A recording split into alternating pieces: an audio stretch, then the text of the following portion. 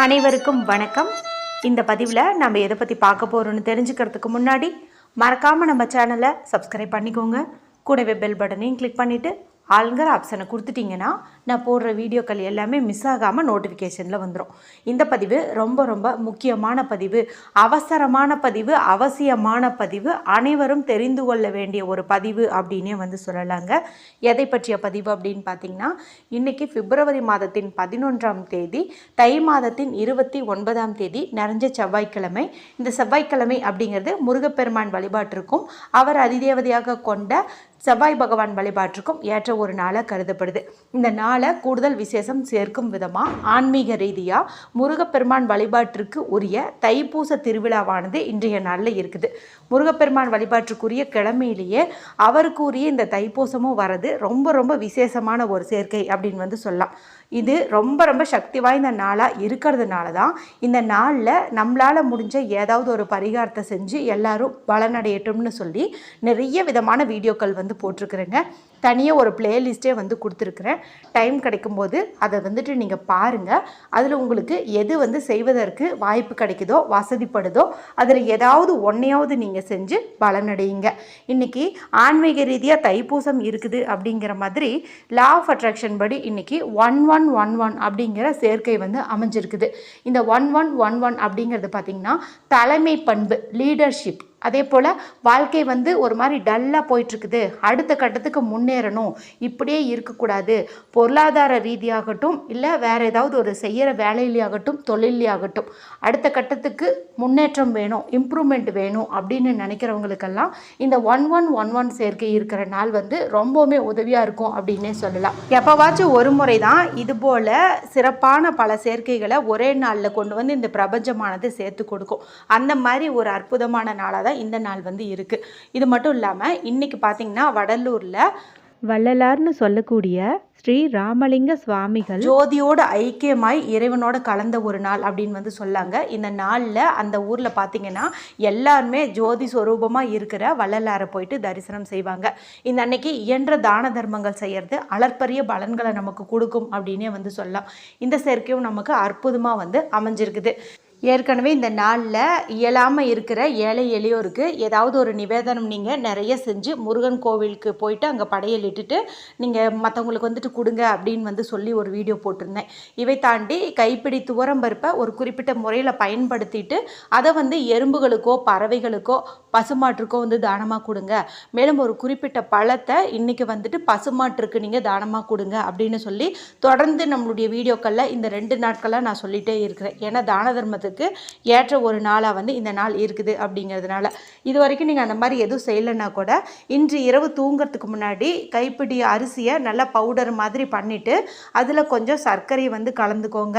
இதை நீங்கள் உங்களுடைய நிலைவாசல் படிக்கு வெளியில் வச்சுட்டு தூங்கலாம், அல்லது கேட்டுக்கு வெளியில் மரத்துக்கடியில் போட்டு விடலாம், அல்லது முழு அரிசியவே கூட நீங்கள் இது போல் தூவி விடலாம், மொட்டை மாடியிலையும் போட்டு விடலாம், அல்லது ஒரு சிறு துண்டு வெல்லத்தை உங்களுடைய வாசலில் நீங்கள் வச்சுட்டு வர்றது, இல்லை மண் போன்ற பகுதிகளில் போட்டு விடுறது, இந்த மாதிரியும் கூட நீங்கள் செய்யலாம். நீங்கள் செய்யக்கூடிய இந்த சின்ன தானமானது உங்களுடைய வாழ்க்கையவே தலைகீழாக மாற்றும் அப்படின்னே சொல்லலாம். சரி, அற்புதமான சேர்க்கை கொண்ட இந்த நாளில் நீங்கள் மற்ற பரிகாரங்கள் செஞ்சிருந்தாலும் செய்யாவிட்டாலும் இன்று மறக்காமல் இந்த ஒரு விஷயத்தை பண்ணிடுங்க.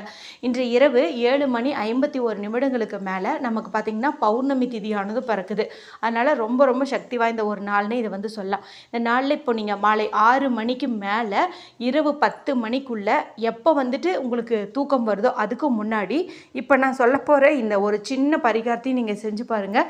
என்ன கேட்குறீங்களோ அது நிச்சயம் உங்களுக்கு கிடைக்கும் அப்படின்னே சொல்லலாம். சரி, இது செய்வதற்கு ஏதாவது ரூல்ஸ் இருக்கான்னு கேட்டிங்கன்னா எந்த ஒரு ரூல்ஸுமே கிடையாது. பெண்கள் இதை பீரியட்ஸ் டைமில் தாராளமாக செய்யலாம், பிறப்பிறப்பு தீட்டு இருந்தாலும் தாராளமாக செய்யலாம், வீட்டில் அசைவம் செஞ்சுருந்தீங்க சாப்பிட்ருந்தீங்க அப்படின்னாலுமே கூட தாராளமாக செய்யலாம். மேலும் இதை கணவருக்காக மனைவி செய்யலாமான்னு கேட்டால் தாராளமாக செய்யலாம், அதிலும் எந்த தவறுமே கிடையாது. சரி, இதை எப்படி செய்யணும், தேவையான பொருட்கள் என்ன அப்படின்னு பார்த்துடலாம்.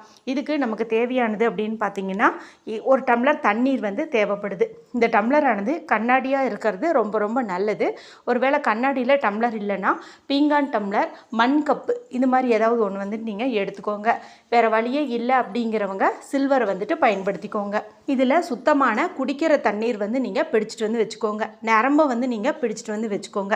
அடுத்ததாக நமக்கு தேவைப்படுறது அப்படின்னு பார்த்தீங்கன்னா, சின்னதாக ஒரு மண் அகல் வந்து தேவைப்படுது. இது வந்து நீங்கள் ஆல்ரெடி வீட்டில் யூஸ் பண்ணுறதையும் எடுத்துக்கலாம். இல்லைன்னா இப்போ இன்றைக்கி நீங்கள் முருகப்பெருமான் வழிபாட்டிற்கு 6 அகல் விளக்கு ஏற்றிருந்தீங்க அப்படிங்கும்போது அதுலேருந்து ஒரு விளக்கு கூட எடுத்துக்கலாம். நீங்கள் தனிப்பட்ட முறையில் புதுசாக ஒன்று பண்ணணும் அப்படின்ட்டுலாம் இல்லை. ஏற்கனவே வீட்டில் எண்ணெய் இல்லாத ஏதாவது ஒரு விளக்கு இருந்துச்சு அப்படிங்கும்போது அதையும் வந்துட்டு நீங்கள் எடுத்துக்கோங்க. இது நீங்கள் தூய்மைப்படுத்திட்டு புதுசாக எல்லாமே மாற்றணும் அப்படின்னு கூட நான் சொல்லலை. அது வந்து காலியாக இருந்துச்சுன்னா நீங்கள் வழக்கம் போல் விளக்கெல்லாம் க்ளீன் பண்ணிவிட்டு அதுக்கு மஞ்சள் குங்குமம் வந்து இட்டுக்கோங்க. பூஜை அறையில் இப்போது நீங்கள் காலையில் தான் தீபம் ஏற்றுனீங்க, மாலையில் தான் ஏற்றுனீங்க அப்படிங்கும்போது அது நீங்கள் டைரெக்டாகவே அப்படியே வந்து எடுத்துக்கலாம். அடுத்ததாக நமக்கு தேவைப்படுறது அப்படின்னு பார்த்தீங்கன்னா, ஏதாவது ஒரு இலை வந்து தேவைப்படுது. அது செம்பருத்திக்கிறது வந்துட்டு ரொம்ப ரொம்ப விசேஷம். ஏன்னா செம்பருத்தி இலைக்கு அதிகப்படியான பணவரவை எடுத்து கொடுக்கக்கூடிய சக்தி வந்து உண்டு. செம்பருத்தி இலை இல்லாதவங்க வாழை இலை அல்லது வெற்றிலை இந்த ரெண்டில் ஏதாவது ஒன்று நீங்கள் பயன்படுத்திக்கலாம். இப்போ இந்த விளக்குல நீங்கள் நல்லெண்ணெய் வந்து ஊற்றிக்கோங்க, தீபம் வந்து ஏற்றிக்கோங்க. அடுத்ததான் நமக்கு தேவைப்படுறது அப்படின்னு பார்த்தீங்கன்னா, ஒரே ஒரு கிராம்பு வந்து தேவைப்படுது. நல்ல மொட்டோடு இருக்கிற மாதிரி முழு கிராம்பாக வந்துட்டு நீங்கள் பயன்படுத்திக்கோங்க. இப்போ நான் சொன்ன இந்த பொருட்களை எல்லாம் எடுத்துகிட்டு வீட்டில் அமைதியான இடத்துல உட்காந்துக்கோங்க. யாருக்கிட்டையும் பேசாதீங்க, டிவி பார்க்காதீங்க, மொபைல் பார்க்காதீங்க. மனசை நல்லா ரிலாக்ஸ் பண்ணிக்கோங்க. அதன் பிறகு நீங்கள் இது உங்கள் மொட்டை மாடியில் நல்ல நில ஒளி தெரியுது அப்படிங்கும்போது நீங்கள் அங்கே உட்காந்து கூட இந்த பரிகாரத்தை செய்யலாம். இல்லைன்னா ஹாலில் உட்காந்து செய்யலாம். இது முழுக்க முழுக்க உங்களுக்கு விருப்பமான இடத்துல உட்காந்து செய்யக்கூடிய பரிகாரம் தான். ஆனால் திசைன்னு பார்க்கும்போது நீங்கள் கிழக்கு பக்கம் அல்லது வடக்கு பக்கம் பார்த்த மாதிரி உட்காந்துக்கணும். இப்போ உங்கள் முன்னாடி ஒரு டம்ளர் தண்ணீரை வந்து வச்சுக்கோங்க. உங்கள் முன்னாடி நான் குறிப்பிட்ட அந்த இலை சொன்ன பாருங்கள், அந்த இலை மேலே இந்த தீபத்தையும் வந்து நீங்கள் ஏற்றிடுங்க. அடுத்ததாக ஒரு கிராம்பு எடுத்துக்க சொன்னேன் இல்லையா? இப்போ இந்த கிராம்பை வந்து உங்களுடைய உள்ளங்கையில் வச்சுக்கோங்க. இடது உள்ளங்கையில் வச்சுக்கோங்க, வலது கை கொண்டு மூடிக்கோங்க.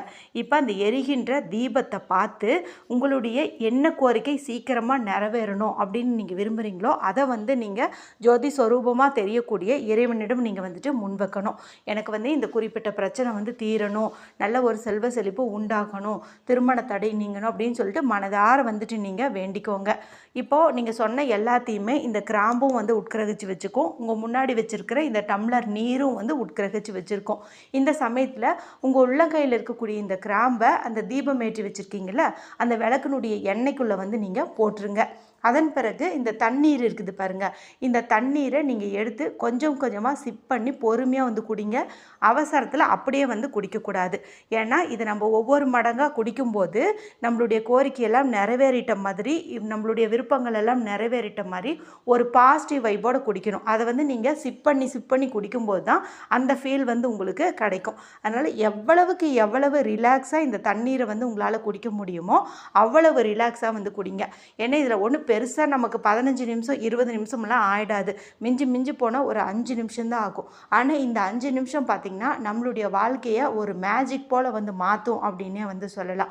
கேட்குறதுக்கும் செய்யறதுக்கும் ரொம்ப ரொம்ப சிம்பிளான இந்த மெத்தடை நீங்கள் இன்று இரவு ஒரு 11 மணி 12 மணிக்குள்ளே செஞ்சீங்கனாலுமே சரி, அற்புதமான பலன் வந்து உங்களுக்கு கிடைக்கும்.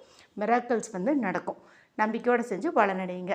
வீடியோ குறித்த ஏதாவது சந்தேகங்கள் இருந்துச்சுன்னா கமெண்ட் பண்ணுங்கள். பிடிச்சிருந்தா மற்றவங்களோட ஷேர் பண்ணுங்கள், லைக் பண்ணுங்கள். மற்றும் ஒரு பயனுள்ள பதிவில் உங்களை சந்திக்கிறேன். நன்றி, வணக்கம்.